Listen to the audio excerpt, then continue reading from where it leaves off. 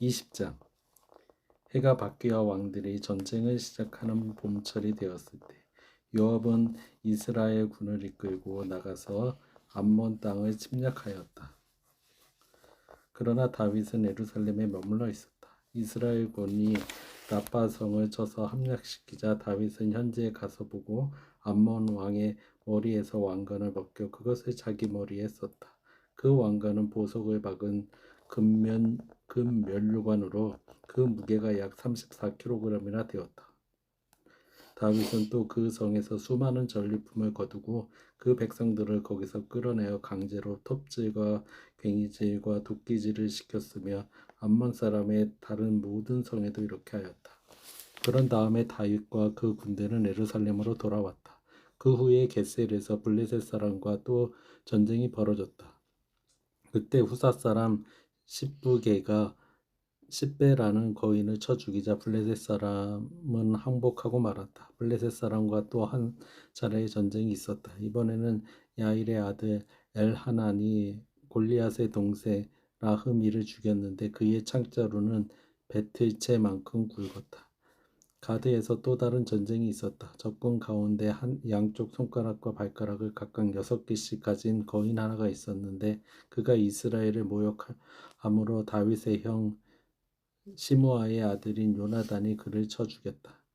이상의 세 사람들은 가드의 거인들이었으나 다윗과 그 부하들의 손에 모두 죽고 말았다. 21장. 사탄이 이스라엘 백성에게 재앙을 불러일으키려고 다윗의 마음을 충동하여 인구 조사를 하도록 하였다. 그러자 다윗은 요압과 다른 군 지휘관들에게 너희는 부엘사바에서 단에 이르기까지 이스라엘 전역을 돌아다니면서 인구 조사를 하여 그 결과를 나에게 보고하라 하고 명령하였다. 그때 요압이 이렇게 말하였다. 만일 여호와께서 이 백성을 지금보다 100배나 더 많게 한다고 해도 그들이 모두 왕의 백성이 아닙니까? 그런데 왕은 어째서 이런 일을 하여 이스라엘을 범죄하게 하십니까? 그러나 왕이 강압적으로 나오자 요압은 왕의 명령을 수행하지 않을 수 없었다. 그래서 그는 이스라엘 전국을 순회한 후에 예루살렘으로 돌아와서 인구조사 결과를 다윗에게 보고했는데 전쟁에 나가 싸울 수 있는 사람이 이스라엘에서 110만 명이며 유다에서 47만 명이었다. 그러나 요압은 왕의 명령에 불만을 느껴 레위 지파와 베냐민 지파의 지파는 인구조사에 포함시키지 않았다.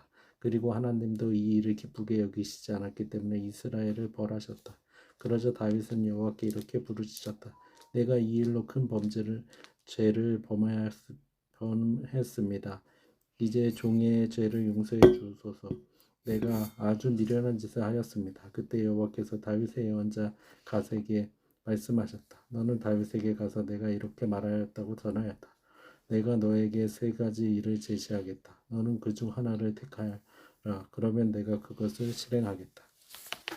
그래서 갓은 다윗에게 가서 여호와의 말씀을 전하고 그에게 물었다. 어느 것을 원하시겠습니까? 3년간의 기간을 택하시겠습니까? 왕의 대적에게 3달 동안 쫓겨나가는 것을 택하시겠습니까? 아니면 여호와께서 그의 칼날로 왕을 치시고 왕의 땅에 무서운 전염병을 보내며 그의 천사를 통하여 이스라엘 전역을 사망으로 휩쓰는 3일 동안의 재앙을 택하시겠습니까? 잘 생각해 보시고 내가 여호와께 대답할 말을 일러 주십시오. 그러자 다윗은 이렇게 대답하였다.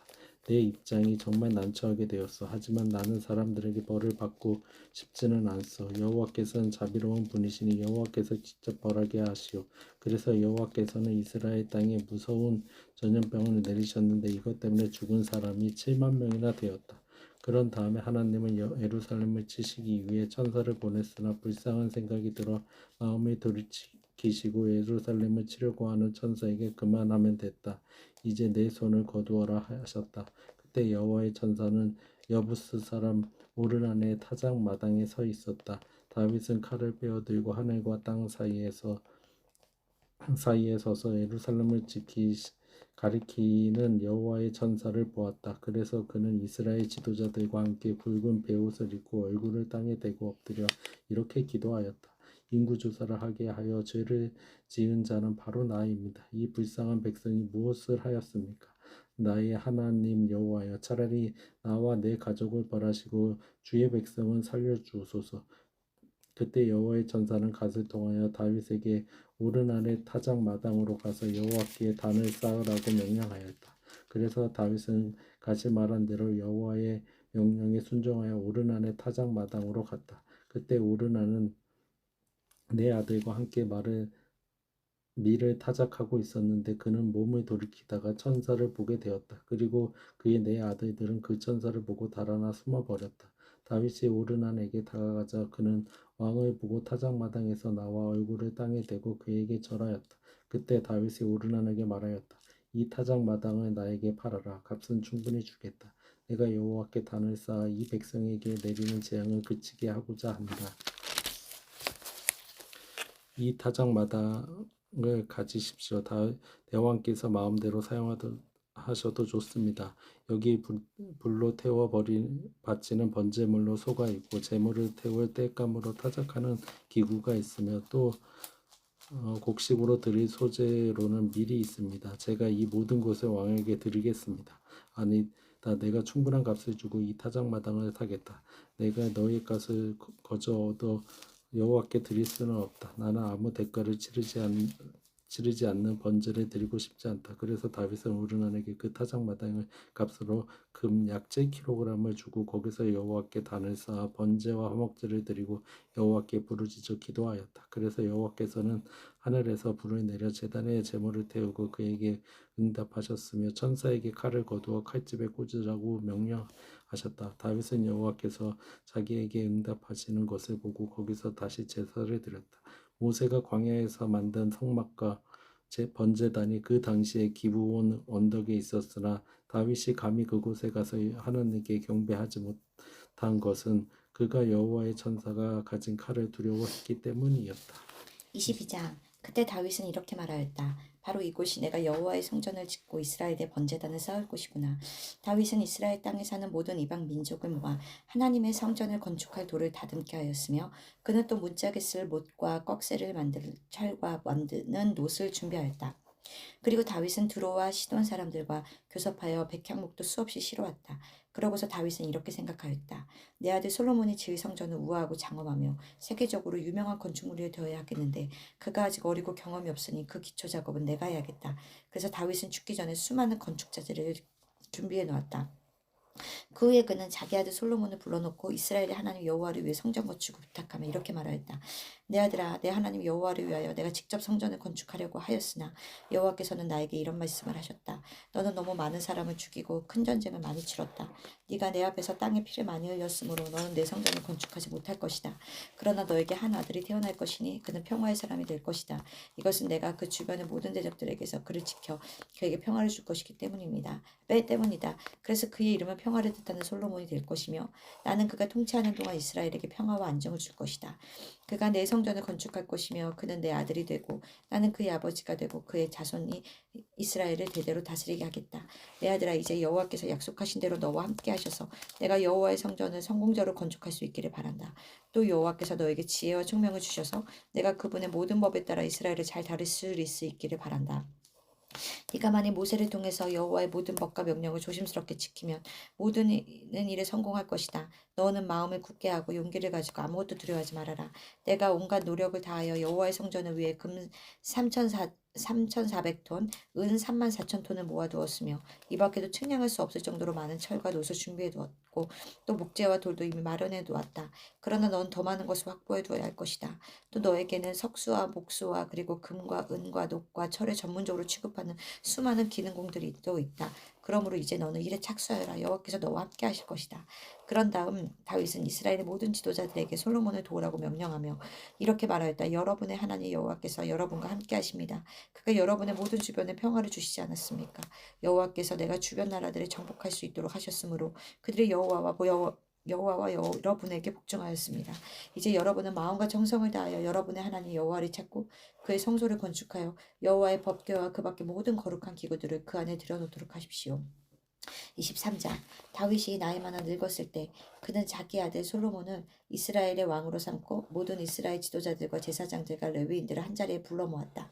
그때 다윗이 소집한 레위 사람들은 30세 이상의 남자들로 모두 3만 8천 명이었다. 다윗은 그 중에서 2만 4천 명은 성전 업무를 맡아보게 하고 6천 명은 사마관과 재판관으로 4천 명은 문지기로 나머지 4천 명은 다윗이 직접 만든 악기를 가지고 여호와를 찬양하는 성가대원을 일하게 하였다. 그런 다음 다윗은 그들을 레위의 세 아들 이름을 따서 게르손 계열, 고핫 계열, 무라리 계열로 나누었다. 게르손 계열은 다시 라단파와 시므이파로 나누었는데 라단의 아들은 여히엘, 세담, 요엘이었으며 또 라단의 자손 중에는 슬로못, 하시엘, 하란이 있었다. 이들은 모두 라단파의 족장들이었다. 시므이의 아들은 야핫, 시나, 여우스, 부리아였으며 여우스와 부리아는 아들이 많지 않았으므로 통상 한 집안으로 취급되었다. 이들은 모두 시므이파의 족장들이었다. 고핫 계열은 아므람파, 이스알파, 헤브론파, 우시엘파로 나뉘었다. 그리고 아므람의 아들은 아론과 모세였다. 아론과 그의 자손은 백성들의 제물을 여호와께 바쳐서 제사를 드리고 항상 여호와를 섬기며 여호와 이름으로 백성들을 축복하는 거룩한 직분을 맡았다. 그러나 하나님의 사람 모세의 아들들은 단순히 레위 지파에만 포함되어 있었다. 모세의 아들인 게르솜과 엘리에셀이었으며 게르솜 집안의 족장은 스부엘이고 엘리에셀 집안의 족장은 르하바였다. 엘리에셀은 아들이 하나밖에 없었으나 그의 아들 르하바에게는 자녀들이 많았다. 이스라엘의 아들은 그 집안의 족장인 슬로밋이었으며 헤브론의 아들은 그 집안의 족장인 여리야, 아마랴, 야하시엘, 여가무암이었다. 그리고 우시엘의 아들은 그 집안의 족장인 미가와 이시야였다. 무라리 계열은 마홀리파와 무시파로 나뉘었으며 마홀리의 아들은 엘라살과 기세였다. 엘라살은 아들 없이 죽었고 그의 딸들은 기스의 아들인 그의 사촌들과 결혼하였다. 그리고 무시의 아들은 마홀리와 에델과 여레못이었다. 이들은 여호와의 성전에서 섬기는 일을 맡은 레위의 자손 후손들로서 각 계열과 파와 집안별로 조사된 20세 이상의 족장들이었다.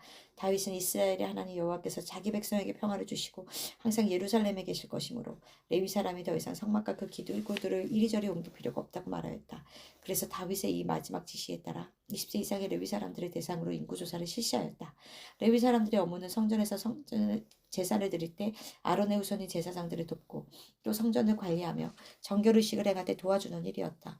그리고 그들은 차림상의 빵과 곡식제물에 쓰는 밀가루와 누룩을 넣지 않고 만든 과자와 구워서 만든 제물과 기름을 섞은 밀가루를 준비하고 또 성전 제물을 달아보고 제기도 했으며 매일 아침 저녁으로 여호와 앞에 서서 감사와 찬양을 드리고 안식일과 추월호는 그 밖에 모든 명절에 불을 태워 바치는 번제를 드릴 때 제사장들이 도와주었다. 이와 같이 그들은 일정한 규정에 따라 여호와 앞에 섬기며 성막과 성소를 돌보고 성전에서 제사들의 여러 가지 일을 도와주었다. 24장. 아론의 후손인 제사장들은 아론의 아들인 엘라살과 이다말의 이름을 따서 엘라살 계통과 이다말 계통으로 나누어졌다. 나답과 아비후도 아론의 아들이었으나 그들은 자기들의 아버지가 죽기 전에 죽었고 자식이 없었다. 그래서 엘라살과 이다말만이 제사장 직분을 수행하게 되었다. 다윗 왕은 엘르아살 계통을 대표하는 사독과 이다말 계통을 대표하는 아히멜렉과 상의하여 아론의 자손들을 그들의 직무에 따라 여러 반으로 분류하였다. 엘르아살의 자손들은 16반으로 조직되고 이다말의 자손들은 8반으로 조직되었다. 이것은 엘르아살의 자손들 가운데 집안의 족장들이 더 많았기 때문이었다. 그리고 성전에서 일할 유능한 인재들이 엘르아살 계통에도 있고 이다말 계통에도 있었기 때문에 모든 업무는 제비를 뽑아 공평하게 맡았다. 엘르아살과 이다말의 자손들은 차례대로 제비를 뽑았으며 레위 사람 느다넬의 아들인 서기관 스마야는 제비 뽑기 순서대로 그들의 이름을 기록하고 또 왕과 신하들과 제사장 사독과 아비아답의 아들 아히멜렉과 그리고 제사장 집안의 족장들과 레위 집안의 족장들은 모두 그것을 지켜보고 있었다.